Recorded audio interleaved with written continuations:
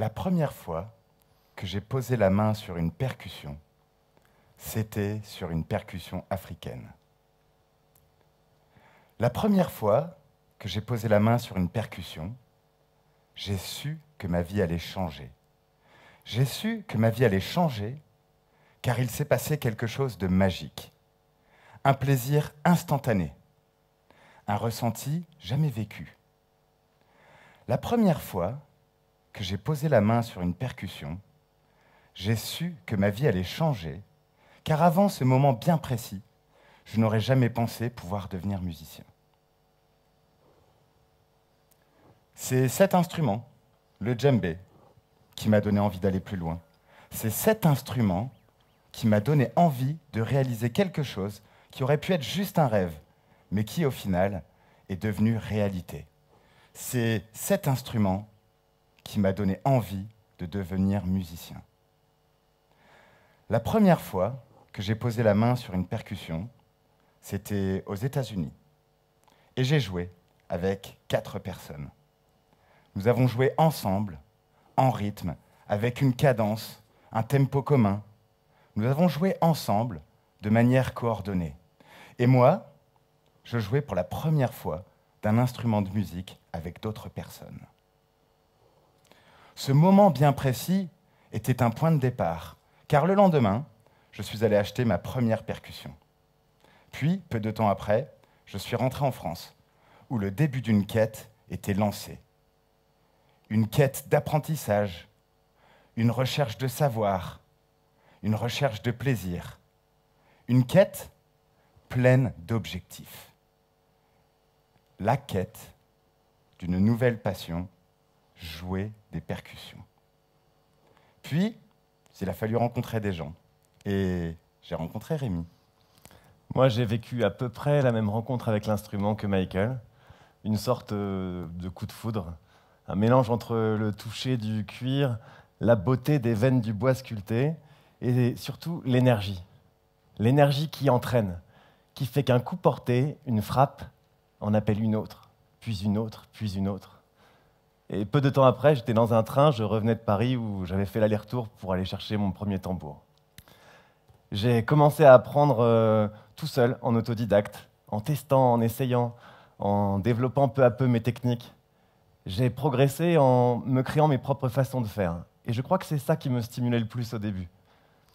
Puis j'ai incité mes amis proches à jouer avec moi, et je suis parti en Afrique un peu au hasard, mais pour voir comment devait réellement se jouer cet instrument. Et en rentrant, j'ai rencontré Michael, dans une toute petite salle de répétition, mais qui allait devenir très très importante pour nous. Comment devenir musicien? C'est la question que nous nous sommes posée. Et tout d'abord, nous pensions qu'il fallait privilégier le savoir, avant tout. Mais le temps nous a appris qu'il nous manquait quelque chose d'énorme. Quelque chose qui rendrait tout le reste beaucoup plus simple. Il nous manquait une équipe. C'est d'ailleurs en se regroupant avec d'autres percussionnistes que nous avons réussi à apprendre à jouer d'un instrument qui appartient à une culture différente de la nôtre. J'aimerais partager avec vous ce que nous avons vécu. Si je devais expliquer à un enfant de 5 ans ce qu'est un rythme, je lui dirais qu'un rythme, c'est une phrase qui se répète jusqu'à ce que quelqu'un décide qu'elle s'arrête. Une phrase, ça pourrait être « Salut, tu vas bien ?» Et si je voulais mettre « Salut, tu vas bien » en rythme, je pourrais faire « Salut, tu vas bien, salut, tu vas bien, salut, tu vas bien ». Mais ça, ce ne sont que des mots. Et en rythme, avec mes mains, je pourrais décider de faire 1, 2, 3. Eh bien, prenons 1, 2, 3 comme phrase. Et si je voulais que nous fassions tous ensemble cette phrase, je devrais compter 1, 2, 3, 4 et 1, 2, 3. 1, 2, 3, 4 nous permettrait à tous de commencer en même temps et à la même vitesse. Eh bien, j'aimerais que nous essayions ensemble. Avec vos mains. Êtes-vous prêts? C'est parti. 1, 2, 3, 4 et... Une fois. On le refait, une fois. 1, 2, 3, 4 et... Très bien. Eh bien maintenant, je voudrais qu'on fasse cette phrase 2 fois de suite, comme ça. Êtes-vous prêts? 1, 2, 3, 4 et... Maintenant que nous en sommes là, nous allons pouvoir faire cette phrase et la jouer sans cesse, jusqu'à ce que je recompte 1, 2, 3, 4 pour que nous arrêtions ensemble. Ça fera comme ça. 1, 2, 3, 4 et stop. Et là, nous terminerons par un coup.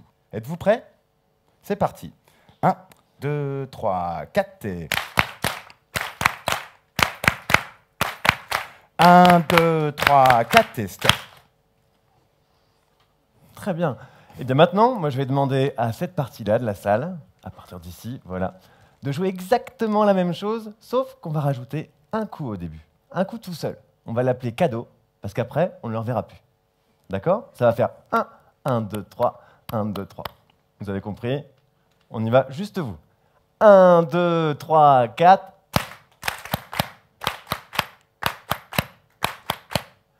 Un, 2, 3, 4. Super. Ben maintenant, essayons de faire ça avec l'autre moitié de la salle qui, elle, n'a pas changé du tout la phrase. Donc pour vous, avec Michael, 1, 2, 3, 1, 2, 3. Et vous, 1, 1, 2, 3, 1, 2, 3. Attention. 1, 2, 3, 4.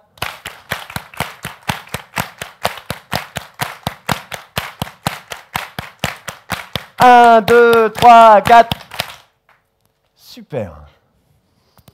Eh bien maintenant, changeons la phrase, disons, pour les 3 premiers rangs de devant. Les 3 premiers rangs de devant, ici, on va faire 1 et 2, et 1, 2, 3, et 1, et 2, et 1, 2, 3. D'accord? Michael le fait avec vous, avec le pied. Il faut regarder, c'est pour ça que c'est les rangs de devant. Attention, juste vous. 1, 2, 3, 4, 1, 2,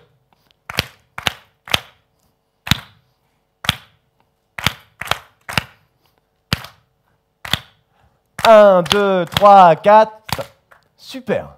Et bien maintenant qu'on en est là, on va essayer les 3 mélangés. Vous là-bas, toujours 1, 2, 3, 1, 2, 3. Ici, 1, 1, 2, 3, 1, 2, 3. Et vous, 1, 2, 1, 2, 3. Ça marche? Attention.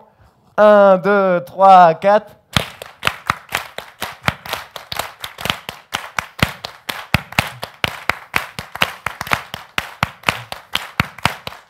1, 2, 3, 4.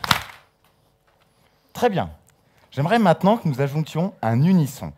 Un unisson, c'est une phrase que tout le monde joue en même temps. Et nous, notre unisson, ce sera 1, 2, 3, 4, 5, 6, 7. J'aimerais qu'on essaye juste cette phrase. 1, 2, 3, 4 et... Encore une fois. 1, 2, 3, 4 et... Eh bien, cet unisson, nous allons le placer tout à la fin de notre rythme. Je vais donc compter jusque 4, et chacun jouera sa phrase, sans cesse, jusqu'à ce que je recompte jusque 4 pour que nous fassions cet unisson. C'est parti. 1, 2, 3, 4 et...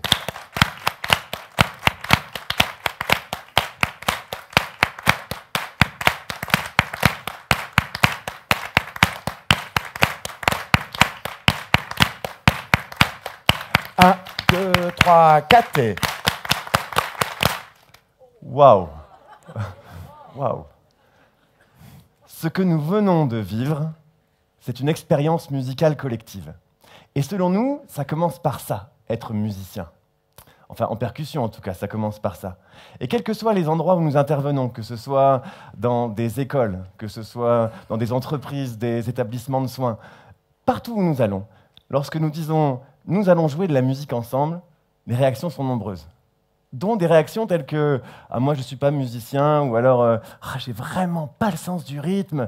Et pourtant, par expérience, partout, tout le monde a toujours réussi. Tout le monde a toujours réussi à s'emparer du rythme et à le vivre avec les autres. Dès nos premières expériences avec la percussion, nous nous sommes rendus compte qu'en mélangeant des phrases simples, il était facile de jouer des choses complexes.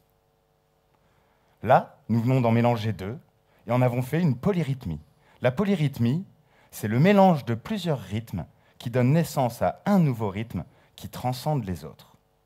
Dernièrement, je suis allé voir sur Internet et j'ai découvert qu'il existait des listings disant aux gens comment faire pour devenir musicien.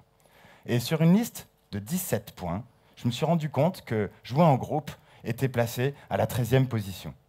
Il fallait d'abord choisir un instrument, s'y intéresser, en apprendre la technique, apprendre à lire le solfège et même apprendre à composer la musique. Tout ça avant de jouer en groupe. Nous nous sommes rendus compte, par le biais des percussions, qu'il était plus intéressant de passer l'équipe en premier, car c'est l'équipe qui allait nous permettre d'apprendre. Et cette expérience collective est riche. Riche parce que la musique fait appel directement aux émotions. Et partager une expérience musicale collective, ensemble, c'est partager des émotions.